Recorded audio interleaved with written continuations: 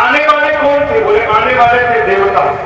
देवता आए, सुर समूह विनती करी और करे सब निज निज धाम। वो चले गए, लेकिन जग निवास प्रभु प्रगट वो तो वही थे, उनको आने जाने की जरूरत ही नहीं थी, है ना। एक बात बोल लीजिए सभी लोग,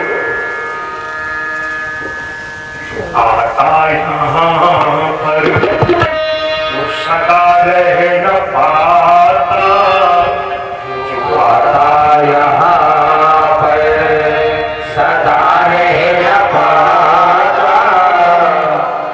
आप लोग इतने धीरे आप ऐसे बोलते हैं जैसे समझ नहीं आ रहा। आप घर से नहीं अस्पताल से आ रहे हो, ऐसे काहे बोल रहे हैं? थोड़ा बोलिए ना, कम से कम हमको सुनाई तो करे आप क्या बोल रहे हो। आपसे तो ज्यादा हम बोल रहे हैं क्योंकि दूसरे का माल खाते हैं, आप तुम्हारा अपना माल खाते हो। हम तो सब रोज ही मान के खाते, रोज का ही काम किए, अभी भी खा के आए, तो थोड़ा बोलिए आप जोर से। जो आता यहाँ पर सदा रह न पाता, जो आता यहाँ पर सदा रह न पाता, जो रहता सदा वो न आता न जाता, जो रहता सदा वो न आता न जाता। जो आता है वो सदा रहता नहीं है, और जो सदा रहता है वो कभी आता जाता नहीं है, वो तो एक ऐसा है।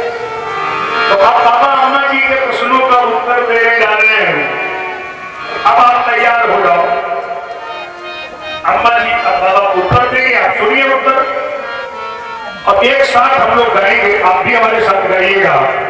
पहले पैगंबर बाबा ने प्रशंसा की, कथा कहने के पहले कराने वाले की प्रशंसा होती है।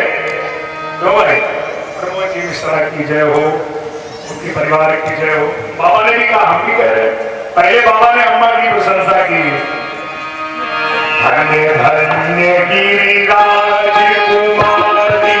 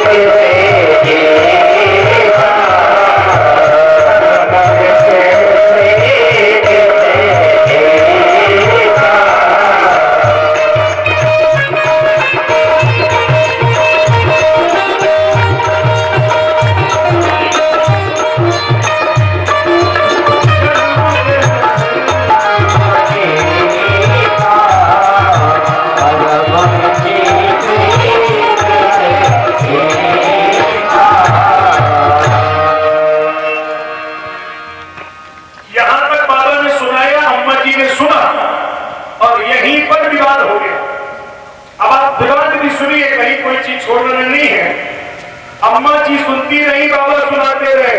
बोले देवी अनेक हेतु है, और ये तो सुन लिया अम्मा ने। फिर बाबा बोले नारद श्राप तीन बार। जैसे ही बाबा ने ये कहा नारद श्राप तीन बार, तो गिरजा चकित भाई सुनी बारी। बाबा रुक जाओ, आप हमारे पतिदेव हैं, आप हमारे पूजनीय हैं, लेकिन इसका ये अर्थ बिल्कुल नहीं है कि आप हमारे गुरु जी की निंदा करेंगे। हैं? देखो बाबा,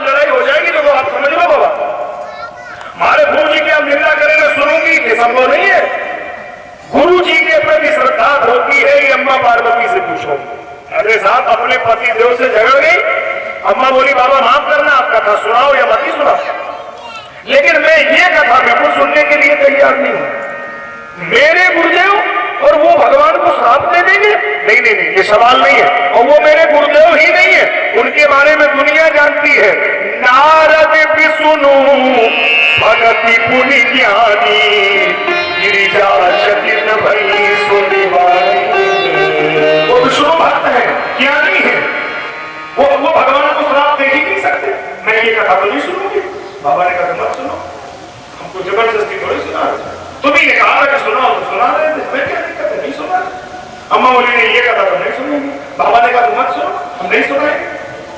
तो कौन सी कथा सुनोगी? अम्मा बोली इसमें परिवर्तन करो तो सुनाए। अरे क्या परिवर्तन कर दे? हमारे गुरु जी अपराध नहीं कर सकते, हमें गुरु जी पे विश्वास है। अच्छा तो फिर अपराध कौन कर सकता? बोले भगवान अपराध कर सकते हैं। हाथ हो गई, मतलब गुरु जी तुम्हारे अपराध नहीं कर सकते, भगवान अपराध कर सकते हैं। हाँ बिल्कुल, मैं पक्के तौर पर कह रही हूँ, अपराध भगवान ने किया होगा, मेरे गुरु जी अपराध नहीं कर सकते, ये मुझे मालूम है। तो अगर तुम्हें कथा ही सुनानी है तो ये सुनाओ कि भगवान ने कौन सा अपराध किया। का अपराध रमापति पीहा,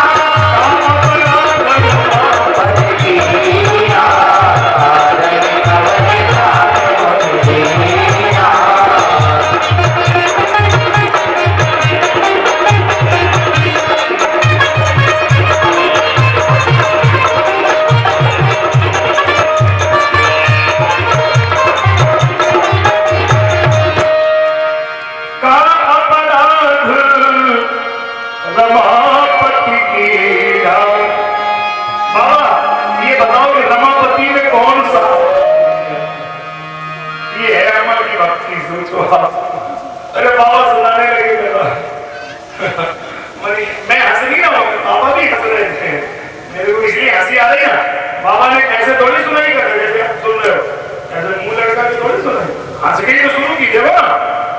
भोले बिहस महेश तब, हम तो हंसने नहीं कह रहे, वो तुमने तो बिहस लिखा है। विशेष तरह से हंस रहे तो भी उपसर्ग लगा दिया ना, उपसर्गे धातु को बला दनियते प्रहारा हार संहार बिहार परिहार। अगर शब्द में भी उपसर्ग लगा दिया जाए तो वो शब्द तो टॉप पे हो गया ना, विशेषार्थक हो गया ना। व्याकरण में 22 उपसर्ग होते हैं, बराबर आप सब अनुवद निष्ठित दुष्कृति आनी अर्थ सुपुत अभिप्रति पर उप, तो यहाँ तो उपसर्ग लगा दिया ना भी, तो इसलिए विशेष तरह से हंसे। बोले बिहस महेश तब, देवी तुम्हारे प्रश्न का उत्तर सुन लो। तुम कह रही कि मेरे गुरुदेव ज्ञानी हैं, तो बोले ज्ञानी मूढ़ न को। पहले तो यही समझ लो इस दुनिया में कोई ज्ञानी नहीं है, कोई मूढ़ नहीं है। फिर बोले जेहि क्षण रघुपत जस करे सो तस ते हो, आप कीन चाहि सोई होई, नहीं अन्यथा अस नहीं कोई। ये तो राम जी जब जैसा चाहे वैसा कर सकते हैं, इसमें बात ज्ञानी मूढ़ की बात नहीं है। इसलिए राम जी जब जहां जैसा चाहे कर सकते हैं। देवी अब सुनो कथा। एक दिन नारद बाबा की समाधि लग गई। कहा गिरिवर गुहा एक अति पावन, वही समीप सुर शरीर स्वभाव, आश्रम परम पुनीत सुहावा, देव देव ऋषि मन भावा, तीरथ शरीर सर विपिन विभागा, भयहु रमापति पद अनुरागा, सुनिरत हरि श्राप गति बाधी, सहज विमल मन लागी समाधि, मुनिगत देख सुरेश गिराना, काम ही बोल की काम कला कछु मुनि ही न व्यापी, निज काम की सारी कला लगा दी, कामदेव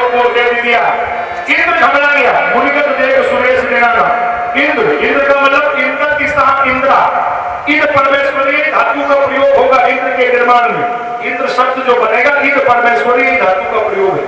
मैंने इसका मतलब हुआ कि जो अपने पद प्रतिष्ठा को तो देखे और दूसरे के हित अनहित को ना देखे, उसी को बोलते इंद्र। इसलिए इंद्र जिस पर बैठता है उसका नाम है कुर्सी। और संस्कृत में कुर्सी नहीं बोलते उसको, संस्कृत में बोलते कुर्सिका, कुत्सित रसिका, जिसका रस इतना खराब हो कि एक बार किसी को मिल जाए तो हारे की कुर्सी मिले, टूटी कुर्सी मिले, जमानत जब्त हो जाए, जमीन में बैठे नहीं सकता। इस कुर्सी में कोई फेविकोल होता है, एक बार मिल गई छोड़ दो ना, ये कुर्सी वाले छोड़ना ही नहीं चाहते साहब, बड़ा झंझट है इसमें। एक हमारे बड़े परिचित है, आजकल सांसद है, एक दिन मैंने उनको बोला कि चुनाव नहीं लड़ना, तो महाराज क्यों नहीं लड़े? हमने कहा जो मैं कहूं उसको करो, तो आप बताइए वही करते हैं। हमने कहा देखो क्षणभंगुर जीवन की कलिका, कल प्रात को जाने खिली न खिली, कलिकाल उठा लिए फिरता तलछम चोट झिली न झिली, रटले हरिनाम हरि रसना, अंत समय में हिली न हिली। उन्होंने कहा महाराज जी माफ करना, हम आपकी बात से सहमत नहीं है। हमने कहा फिर आप हमारी बात सुनिए, क्षणभंगुर पद की कंज कली, 5 साल के बाद खिली न खिली। रोज थोड़े चुनाव होते हैं, तो हमसे पूछो कैसे चांस मिला है। क्षणभंगुर पद की कंज कली, 5 साल के बाद खिली न खिली। और फिर जरूरी नहीं है कि टिकट हम ही को मिले, और मान लो मिल गया तो मत के बहुबार रहे मरता, जनता इस ओर पीली न पीली। और अगर बेईमानी से जीत गए तो विपक्ष उठा लिए फिरता, सरकार पर चोट झिली न झिली। तो हम नेता लोगों ने कसम खाई है, कैसे नोट घसीट घसीट धरो फिर अंत में सीट, कितनों पैदा करोगे साहब, हमें क्या मतलब देश कहां जाएगा। आज नेता फिर कुर्सियों के लिए देश भूखों मरे, इसकी परवाह नहीं। आज रक्षक ही भक्षक बने देश के, मौज चमचे उड़ाए तो मैं क्या करूं। देश भारत का सोने की चिड़िया सदा, तुम समझ ही ना पाए तो मैं क्या करूं। इसलिए देश तो रसातल फुला रहा है। नारायण कि हमारे इस बहुत सुंदर नवचंडी महायज्ञ के परम आचार्य आदरणीय यहाँ गुरुदेव जी विराजमान हो गए, उनका भी स्वागत है व्यासपीठ से। और मैं चर्चा कर रहा था, आप उसी चर्चा में रहिए कि इंद्र की कुर्सी हिल गई, कामदेव को भेजा, और कामदेव ने नारद जी को प्रणाम किया। अरे नारद जी को थोड़ा रॉन्ग नंबर लग गया। आप लोग रॉन्ग नंबर समझते हैं, आजकल मोबाइल वाले समझते हैं रॉन्ग नंबर, कई बार नारद जी को भी रॉन्ग नंबर लग गया, गलत नंबर डायल हो गया। आप देखना हमारी तरफ करके दिखा दे तो आप समझ जाएंगे, ऐसे बोलेंगे समझ नहीं आएगा, ये रॉन्ग नंबर है। कामदेव ने नारद जी की तपस्या देखी तो सबसे भले आदमी सच्चे आदमी, तो काम ने नारद जी को प्रणाम कर लिया, और प्रणाम करने में गलत नंबर लग गया। जैसे कई बार ऐसा होता है कि चौराहे पर कोई भला आदमी प्रणाम कर ले तो वो सामने वाला ऐसे बोलने लगता है, अरे ये क्या है, ये शरीर को ऐसा थोड़ी बड़े बड़े पड़े रहते, ये क्या है, गलत नंबर बिना वजह का नहीं कहा।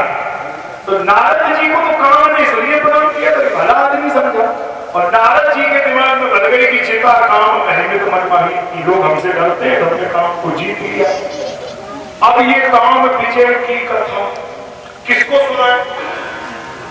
अच्छा हम कथावाच को मेरी बीमारी है, मेरी है तो हम बता रहे हैं, उसमें कहा थोड़ा इसका मतलब हम लोगों में एक बीमारी है, बस में चले, ट्रेन में चले, प्लेन में चले, कथा चालू आदत है हम लोगों को, 2-3 घंटे ना बोले आदत हमारे